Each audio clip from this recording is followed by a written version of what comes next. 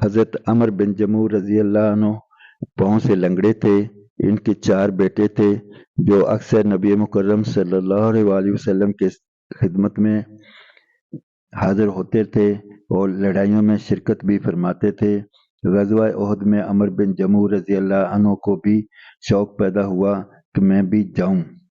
لوگوں نے کہا تم معذور ہو، لنگڑے پن کی وجہ سے چلنا دشوار ہے۔ انہوں نے فرمایا کیسی بری بات ہے، میرے بیٹے تو جنت میں جائیں اور میں رہ جاؤں۔ بیوی نے بھی ابھارنے کے لیے تانا کے طور پر کہا میں تو دیکھ رہی ہوں کہ وہ لڑائی سے بھاگ کر لوٹ آیا۔ حضرت عمر رضی اللہ عنہ نے یہ سن کر ہتھیار لیے اور قبلہ کی طرف منہ کر کے دعا کی، اللہم لا تردنی الی اہلی، اے اللہ مجھے اپنے اہل کی طرف نہ لوٹائیو۔ اس کے بعد نبی مکرم صلی اللہ علیہ وسلم کی خدمت میں حاضر ہوئے اور اپنی قوم کے منع کرنے کا اور اپنی خواہش کا اظہار کیا اور کہا کہ میں امید کرتا ہوں کہ اپنے لنگڑے پیر سے جنت میں چلوں پھروں۔ نبی مکرم صلی اللہ علیہ وسلم نے فرمایا کہ اللہ نے تم کو معذور کیا ہے تو نہ جانے میں کیا حرج ہے۔ انہوں نے پھر خواہش کی تو آپ صلی اللہ علیہ وسلم نے اجازت دے دی۔ ابو طلحہ رضی اللہ عنہ کہتے ہیں میں نے حضرت عمر رضی اللہ عنہ کو لڑائی میں دیکھا کہ اکڑتے ہوئے جاتے تھے اور کہتے تھے کہ خدا کی قسم میں جنت کا مشتاق ہوں۔ ان کا ایک بیٹا بھی ان کے پیچھے دوڑا ہوا جاتا تھا۔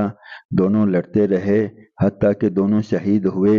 ان کی بیوی اپنے خاوند اور بیٹے کی نعش کو اونٹ پر لاد کر دفن کے لیے مدینہ لانے لگی تو وہ اونٹ بیٹھ گیا۔ بڑی دقت سے اس کو مار کر اٹھایا اور مدینہ لانے کی کوشش کی مگر وہ اود ہی کی طرف کا منہ کرتا تھا۔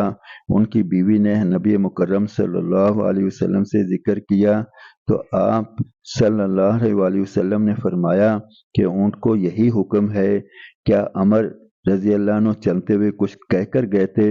انہوں نے کہا کہ قبلہ کی طرف منہ کر کے یہ دعا کی تھی، اللہم لا تردنی الی اہلی۔